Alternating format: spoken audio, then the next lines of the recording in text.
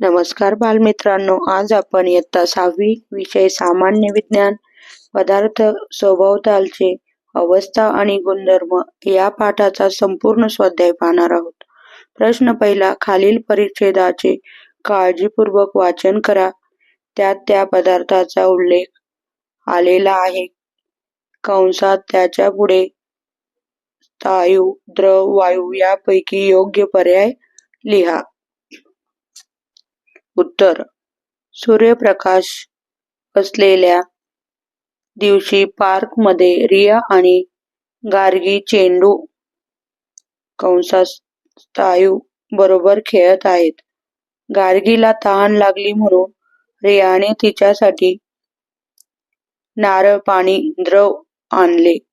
तेवढ्यात वारा, वायू वाहू लागला आणि पाऊस द्रव देखील पडू लागला. त्या पटकन घरात स्थायू आल्या. आपले कपडे स्थायू बदलले आणि आईने त्यांना एक एक कप स्थायू गरम दूध द्रव प्यायला दिले. प्रश्न दुसरा, चर्चा करा. अ. रिया तिच्याजवळ असलेल्या पाण्याच्या बाटलीतून थोडे पाणी दुसऱ्या बाटलीमध्ये ओतते. त्यामुळे पाण्याच्या आकारात काही बदल होईल का? उत्तर: द्रव पदार्थांना ठराविक आकारमान असते. भांड्यातील ठराविक जागा द्रव पदार्थ व्यापतात. पाणी हा एक द्रव पदार्थच आहे.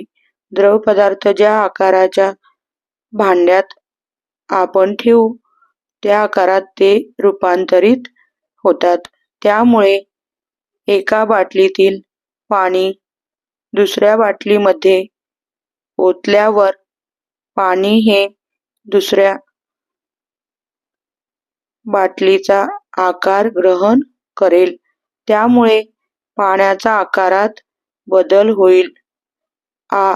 हलीमा एक लहान वाळूचा खडा जमिनीवरून उचलून पाण्याने भरलेल्या डिशमध्ये टाकते, तर त्या खड्याचा आकार बदलेल का?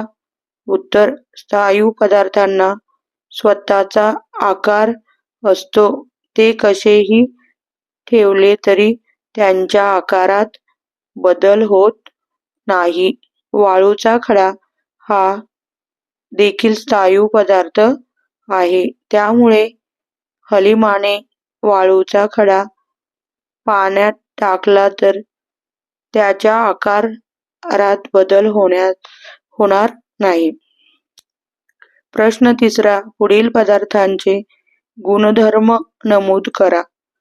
पाणी, काच, खडू, लोखंडी गोळा, साखर, मीठ, पीठ, कोळसा, माती, पेन, शाई, साबण. उत्तर: पाणी प्रवाहिता, पारदर्शकता, द्रवरूप. काच स्थायूरूप, पारदर्शकता, ठिसूळपणा. खडू ठिसूळपणा, स्थायूरूप. लोखंडी गोळा स्थायूरूप, उष्णता, वाहकता, तन्यता, कठीणपणा. साखर विद्राव्यता, स्थायूरूप. मीठ विद्राव्यता, स्थायूरूप. पीठ अविद्राव्य. कोळसा ठिसूळपणा. माती अविद्राव्य. पेन कठीणपणा, स्थायू. शाई प्रवाहिता, द्रव पदार्थ. साबण स्थायू पदार्थ, विद्राव्यता. प्रश्न चौथा, संप्लवन म्हणजे काय ते सांगून दैनंदिन जीवनातील संप्लवनशील पदार्थांची नावे लिहा. उत्तर: स्थायूरूप पदार्थांचे द्रव न होता थेट वायू अवस्थेत रूपांतर होणे या अवस्थांतराला संप्लवन म्हणतात. आयोडीन, गोळ्या, कापूर हे संप्लवनशील पदार्थ आहेत. प्रश्न पाचवा, कशापासून बनवतात ते सकारण लिहा. उत्तर: 1. ऊस तोडण्यासाठी वापरण्यात येणारा कोयता हा लोखंड या धातूपासून बनवलेला असतो. 2. तन्यता, वर्धनीयता आणि कठीणपणा ही लोखंड या धातूचे गुणधर्म आहेत, त्यामुळे त्याचा वापर कोयता बनवण्यासाठी केला जातो. आ. घरावर लागणारी पत्रे. उत्तर एक. अल्युमिनियम या धातूपासून बनवलेले पत्रे घरासाठी लागतात. 2. कारण अल्युमिनियम हा धातू कठीणपणा, टिकाऊपणा आणि वजनाने हलके तसेच वर्धनीय असल्याने पसरते. पत्रे बनवता येतात. इ. स्क्रूड्रायव्हर पकड. उत्तर एक. स्क्रूड्रायव्हरचे पुढचे टोक ही स्टील लोखंड या धातूपासून बनवलेले असते, तर त्यांचा मागचा दांडा हा प्लास्टिक किंवा लाकडापासून बनवलेला असतो. 2. कारण स्क्रूड्रायव्हरचे टोक हे कठीण धातूने बनवलेले गेले असल्याने त्याचा उपयोग स्क्रू लावण्यासाठी करता येतो. उ.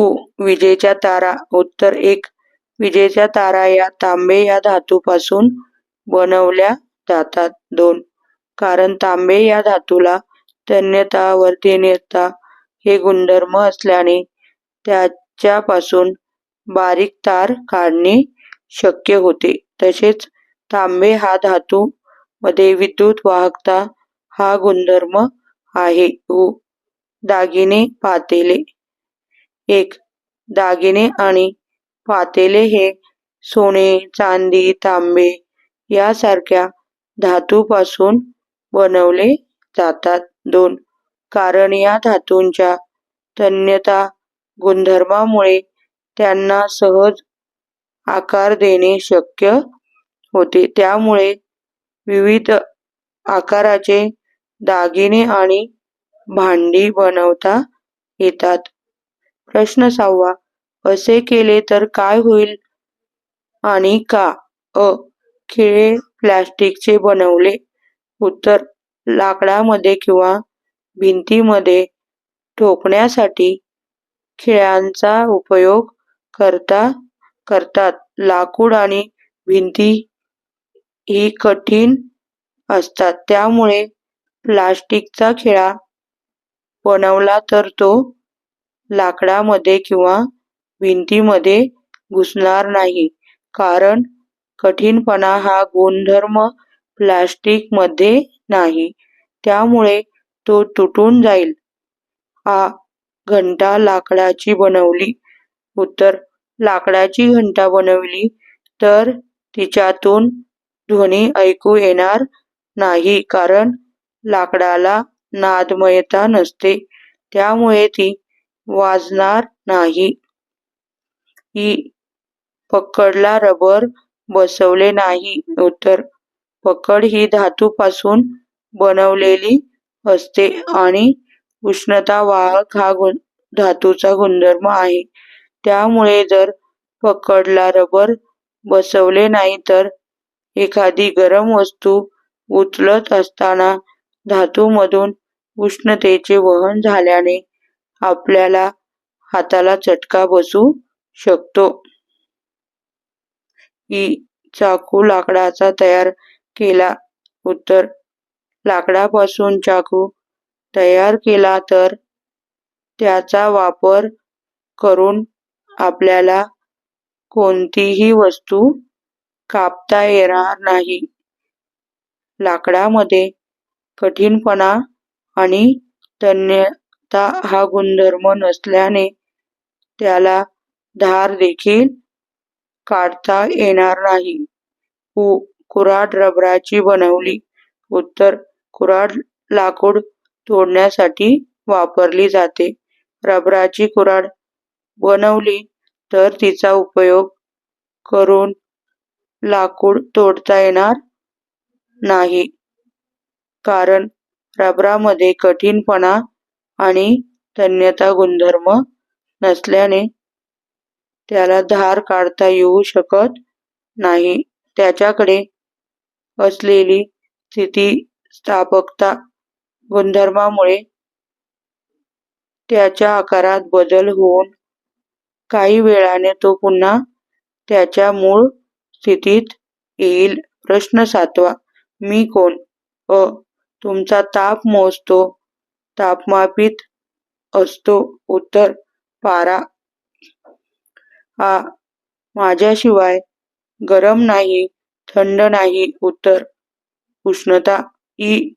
नाही मला आकार. उत्तर. वायू द्रव. इ. पाण्यात विरघळतो. रॉकेलमध्ये विरघळत नाही. उत्तर. मीठ. प्रश्न 8वा. असे का झाले? अ. हिवाळ्यात खोबऱ्याचे तेल घट्ट झाले. उत्तर. उष्णता मिळाली की स्थायूचे द्रवात तर द्रवाचे रूपांतर वायूत होते. त्याचप्रमाणे पदार्थ थंड होत गेला म्हणजे त्यातील उष्णता कमी झाली की वायूचे द्रवात तर द्रवाचे स्थायूत रूपांतर होते. ज्या तापमानाला द्रवाचे स्थायूत रूपांतर होते त्याला त्या पदार्थाचा गोठण बिंदू म्हणतात. हिवाळ्यात तापमान कमी असते आणि खोबऱ्याच्या तेलाचा गोठण बिंदू कमी असल्यामुळे हिवाळ्यात खोबऱ्याचे तेल घट्ट होते. आ. प्लेटमध्ये उघड्यावर ठेवलेले रॉकेल नाहीसे झाले. उत्तर. उष्णता मिळाली की स्थायूचे द्रवात तर द्रवाचे रूपांतर वायूत होते. रॉकेल उघड्यावर ठेवल्याने त्याचे बाष्पीभवन होते. त्यामुळे प्लेटमधील रॉकेल नाहीसे झालेले दिसते. इ. एका कोपऱ्यात लावलेल्या अगरबत्तीचा वास दुसऱ्या कोपऱ्यात आला. उत्तर. अगरबत्तीतून निघणारा धूर हा वायुरूप आहे आणि वायू हा सहज पसरतो. त्यामुळे एका कोपऱ्यात लावलेल्या अगरबत्तीचा वास हा हवेबरोबर दुसऱ्या कोपऱ्यात जातो. इ.